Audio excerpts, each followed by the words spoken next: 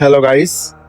তো অনেক দিন থেকে ভাবতেছিলাম যে কন্টেন্ট ক্রিয়েশন শুরু করব, ভিডিও বানানো শুরু করব, ভিডিও বানাবো, কিন্তু দিন শেষে আসলে কোনো কিছু শুরুই হয় না। যখনই বানাতে মন চাই তখনই ভাবি যে আচ্ছা আমার ভিডিও বানাবো, তো একটা ভালো ক্যামেরা হলে মনে হয় ভালো হতো, একটা আইফোন কেনা দরকার। আবার মনে হয় যে একটা ভালো মাইক্রোফোন হলে মনে হয় ভালো হতো, একটা মাইক্রোফোন কেনা দরকার। আবার যখন ভিডিও বানাই কয়েকবার রেকর্ড করি মনে হয় যে না, ভালো এডিটিং করলে মনে হয় ভালো হতো।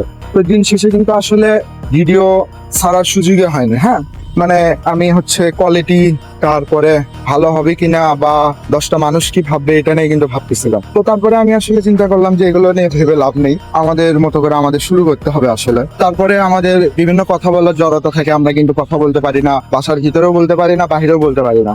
তো আমার মনে হয় যে কোনো একটা জিনিস শুরু করলে সেটা কিন্তু অটোমেটিক হয়ে যাবে। হ্যাঁ, আমাদের কিন্তু আসলে সুযোগের জন্য অপেক্ষা করাটা ঠিক না, সুযোগ করে নিতে হবে।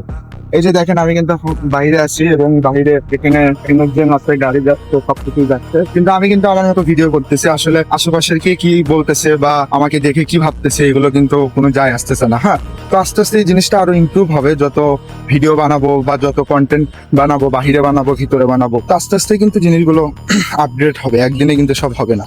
তো আমাদের উচিত সবকিছু কোনো চিন্তা ভাবনা না করে শুরু করে দেওয়া, ঠিক আছে?